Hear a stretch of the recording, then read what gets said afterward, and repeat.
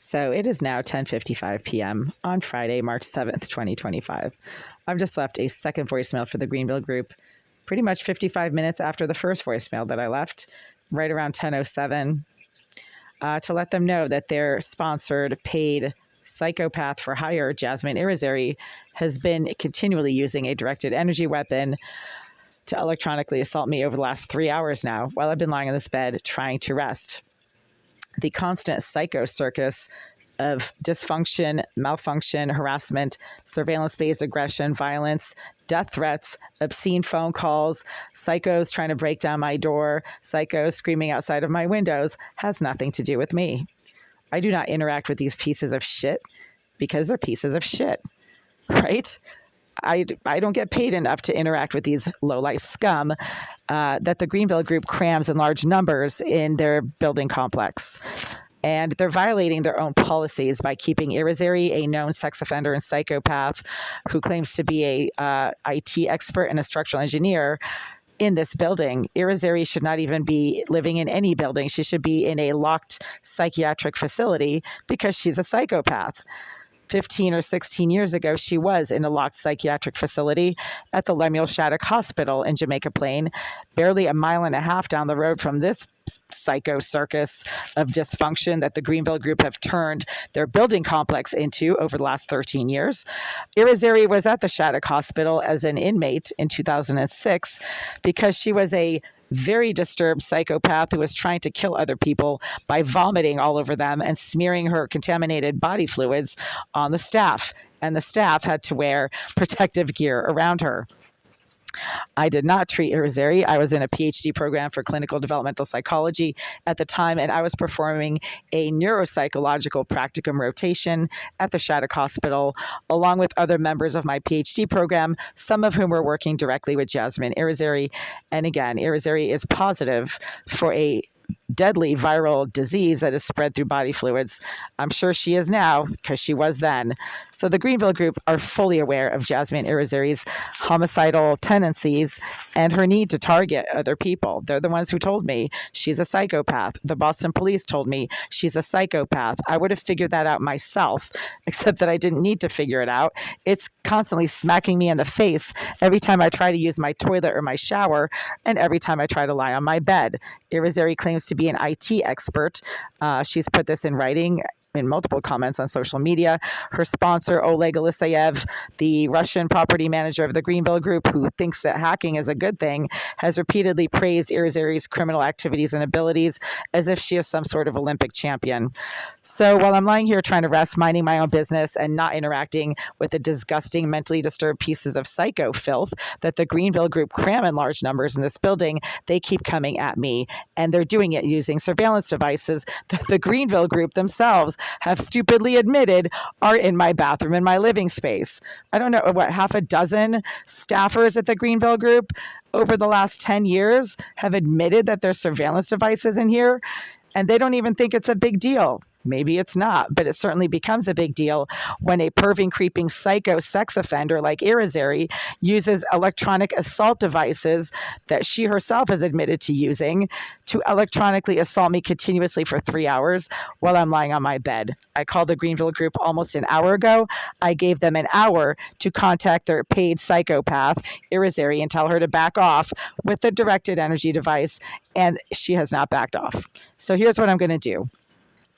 File a criminal harassment lawsuit against the Greenville Group because by renting to some very mentally disturbed, behaviorally challenged psychos like Jasmine Irizarry, they are admitting responsibility for the behavior of those psychos because these psychos are presumably not fully capable to take responsibility for their behavior themselves. And by refusing to address the behavior of these psychos that the Greenville Group is deliberately housing in this building, the Greenville Group is engaging in complicit, basically they're allowing this to happen. They are complicit in the harassment. So therefore, they are the ones who will be charged with a criminal harassment lawsuit for failing to address dozens and dozens of emails, voicemails, and in person comments that I've left for them over the last 4 and 5 years regarding Jasmine Irizarry's use of a very harmful, dangerous directed energy device that she herself has admitted in writing to using. When the person who you think might be doing something to you admits in writing to doing that to you, and that admission is corroborated by the person who you believe is responsible for the criminal's behavior, then you are correct. You are 1,000,000% correct. So, criminal harassment lawsuit against the Greenville Group. I think I have to go to Suffolk Superior Court for that.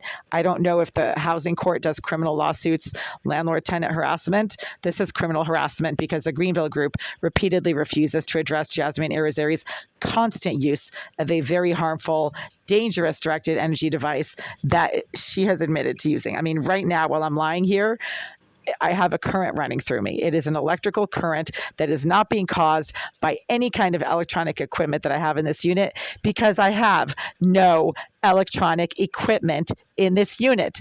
I do not have a Wi-Fi router. I do not have a TV. I do not have a computer. I have one cell phone and a few plugs and an air conditioner. Those do not deliver the type of electromagnetic output that is currently causing my entire body to feel like it is being twisted and squeezed until there's no more juice. It is so harmful. It literally dries you out and it prevents me from sleeping. And that is the whole point. It's funny that the Russians are known for using a torture tactic to harass prisoners in Russian prisons by preventing them from sleeping. And that is exactly what keeps being done to me while I'm lying here trying to sleep. I reported this 3 days ago. I reported this 5 days ago. I reported this 5 years ago. And it keeps happening. Not an accident. Oh, and then I'm purchasing an electromagnetic meter, an EMF meter. And those capture a wide range of electromagnetic frequencies. They retail for approximately $350 on Amazon.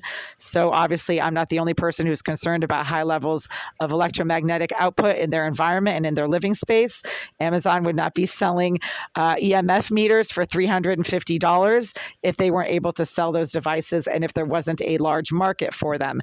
So I'm going to purchase one tonight, charge the Greenville Group for the $350 cost, and then slap them with a criminal harassment lawsuit in Suffolk Superior Court, and also a personal injury lawsuit because this is having some very dangerous side effects that are physical and very predictable from constant exposure. And, basically you're being electrocuted by an electromagnetic output emitting device. That's not science fiction for these stupid people out there who don't understand anything. There's all kinds of electronic devices out there, like RFID scanners that literally scan people's credit cards without having to see the credit card. And these stupid lowlifes who troll my channel are too retarded to even know what the fuck is out there in terms of electronic devices and how commonly used they are. So do me a favor, stay the hell away from me, you perving pigs. Stay off of my channel and go jump off a cliff. Good night.